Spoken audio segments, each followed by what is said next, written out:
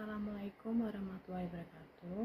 Kami dari kelompok 6 akan merepresentasikan diskusi kami yang berjudul FDI yang Frozen Event Invention. Akan memperkenalkan anggota kami. Yang pertama, Dia Yustianingsih, NIM 2105510031.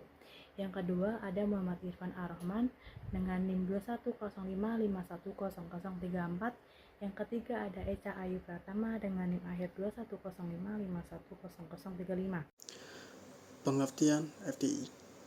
FDI atau Foreign Direct Investment adalah investasi yang dilakukan oleh individu atau perusahaan dari suatu negara ke dalam aset atau bisnis di negara lain dengan tujuan untuk memperoleh kendali atau pengaruh manajerial yang signifikan. FDI tidak hanya membawa modal, tetapi juga teknologi, keterampilan manajerial, dan inovasi ke negara penerima. FDI berbeda dari investasi portofolio yang hanya mencakup transaksi keuangan tanpa pengendalian manajerial. Nah, yang artinya di sini FDI itu adalah sebuah aliran investasi yang berbentuk dalam aset atau bisnis yang bertujuan untuk mempengaruhi pertumbuhan suatu negara. Selanjutnya kita akan masuk ke karakteristik utama FDI. Karakteristik utama FDI meliputi yang pertama, kontrol manajerial. FDI memberikan investor asing kontrol atau pengaruh signifikan atas pengelola perusahaan tempat investasi yang dilakukan. Yang kedua, aliran modal jangka panjang. FDI melibatkan investasi jangka panjang yang bertujuan untuk mendirikan atau memperluas operasi bisnis di negara penerima. Yang ketiga ada transfer teknologi. FDI seringkali disertai dengan transfer teknologi yang baru dapat meningkatkan efisiensi dan produktivitas di negara penerima. Yang terakhir ada peningkatan keterampilan FDI. FDI sendiri membawa keterampilan dan pelatihan baru untuk tenaga kerja lokal yang dapat meningkatkan kualitas sumber daya manusia. Teori-teori utama FDI. Yang pertama itu ada teori keunggulan kepemilikan atau ownership and patent history. Perusahaan mutualisme NNC melakukan FDI karena memiliki keunggulan tertentu yang tidak dimiliki perusahaan lokal di negara tujuan. Keunggulan ini dapat berupa teknologi canggih, merek terkenal, keahlian, manajer atau hak paten. Yang kedua ada teori internalisation atau internationalization theory. Teori internasional dikembangkan oleh Buchler dan Kessen. Teori ini berargumen bahwa perusahaan memilih FDI sebagai menginternalisasi transaksi pasar yang akan lebih mahal atau kurang efisien jika dilakukan melalui pasar eksternal. Yang ketiga ada teori atletik atau equilibrium. Paradigma early ownership relation internationalization dikemukakan John Dewey. Teori kreatif menggabungkan elemen-elemen dari beberapa teori untuk menjelaskan mengapa perusahaan terlibat dalam FDI. Yang ketiga ada teori siklus produk atau product life story. Teori siklus produk yang dikembangkan oleh Raymond Vermont menyatakan bahwa perusahaan melakukan FDI untuk mendukung tahap-tahap tertentu dalam siklus hidup produk mereka dan mengembangkan produksinya di dalam negara perusahaan. Faktor-faktor FDI di Indonesia. Penanaman modal berdasarkan pasal 1 angka 1 Undang-Undang 25/2007. Penanaman modal adalah segala bentuk kegiatan penanam modal baik oleh penanam modal dalam negeri maupun penanam modal asing untuk melakukan usaha di wilayah negara Republik Indonesia. Menurut Prof. Herman Raja Kukuk, berbagai studi tentang penanaman modal asing menunjukkan bahwa motif suatu perusahaan menanamkan Modalnya di suatu negara adalah mencari keuntungan upah buruh murah, dekat dengan sumber bahan mentah, dan menemukan pasar yang baru dan lain-lainnya. Ada beberapa data yang menunjukkan perkembangan investasi langsung di Indonesia yang diambil dari web BI. www itu pokoknya BI. Pada tahun investasi langsung pada tahun 2019, Q1 menunjukkan 6.617, Q2 6.134, Q3 6.150, dan Q4 4.982. Jumlahnya 23.883. Untuk 2020,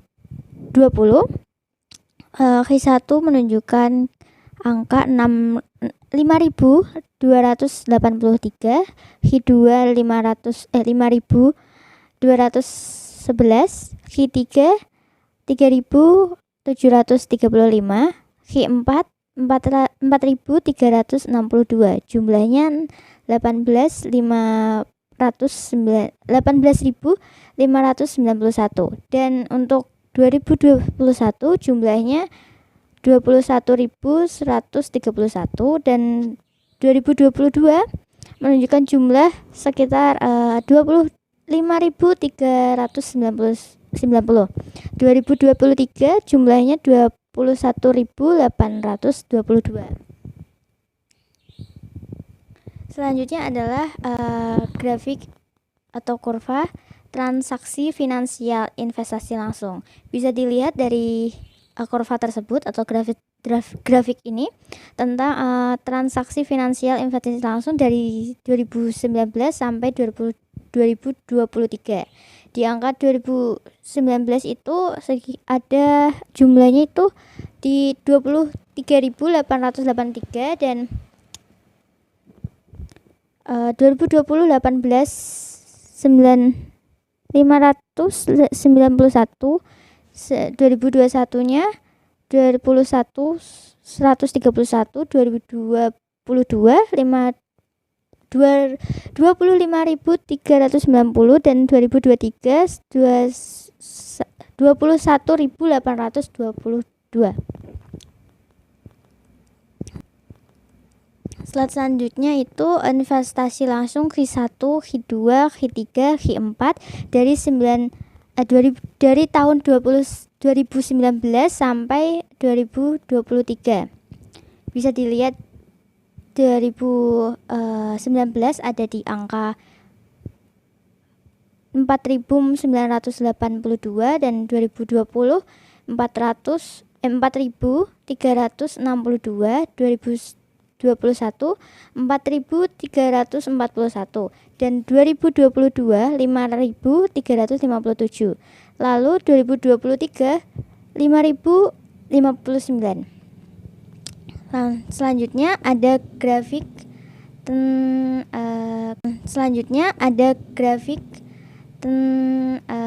kurva investasi langsung 2019. Q1 menunjukkan di angka 6.617. Selanjutnya Q2 6.134. Selanjutnya Q3 menunjukkan ke angka 6.150, dan Q4 4.982. Investasi langsung 2020. Investasi langsung 2020 itu Q1-nya 5.283, lalu Q2 5.211, Q3-nya 3.735, maaf. Q4-nya 4.362. Investasi langsung pada tahun 2021. Q1-nya itu ada di 5.243, lalu Q2-nya 6.647, lalu Q4-nya 4.900, dan Q3 selanjutnya Q4-nya itu 4.362. 4.340. Ini Q4-nya itu 4.341. Dan investasi langsung 2022. Q1 itu ada di angka 6.056. Q2-nya 8.123. Q3 5.854. Q4-nya itu 5.357. Tahun 2023, Q1-nya itu ada di angka 6.160, lalu Q2 5.524, dan Q3 5.079, lalu Q4 5.059. Dan grafik pergerakan investasi langsung FDI per kuartal tahun 2019 sampai 2023. 2019 total investasi sebesar 23.883 dengan distribusi per kuartal dengan yang cenderung stabil. 2020 terjadi penurunan investasi total menjadi 18.591, menunjukkan dampak dari kondisi ekonomi global yang tidak menentu. 2021 pemulihan mulai terlihat dengan total investasi sebesar 21.131. 2022 peningkatan signifikan dengan total investasi mencapai 25.390. 2023 ada sedikit penurunan dibandingkan tahun-tahun sebelumnya dengan total investasi 21.822. Namun Pembahasan di atas menunjukkan pentingnya FDI dalam berbagai sektor ekonomi di Indonesia, perdagangan besar dan eceran, serta sektor transportasi, perdagangan, dan komunikasi menonjol sebagai penerimaan utama investor asing. Negara-negara seperti Singapura, Jepang, Tiongkok, dan Amerika Serikat berperan penting dalam menanamkan modal di Indonesia, mendorong pertumbuhan ekonomi yang berkelanjutan. Berdasarkan analisis grafik pada dapat disimpulkan bahwa tren positif pada sektor tertentu, sektor perdagangan besar dan eceran, serta transportasi, perdagangan, dan komunikasi menunjukkan tren pertumbuhan yang sangat positif selama periode 2019 sampai 2023. Hal ini menunjukkan bahwa sektor-sektor ini menjadi tujuan utama bagi investasi langsung. Yang kedua ada stabilitas di sektor lain. Sektor lembaga perantara, keuangan, dan real estate, persewaan, dan jasa bisnis menunjukkan pertumbuhan yang stabil dan berkelanjutan, menjadikan sektor yang relatif aman dan menarik bagi investasi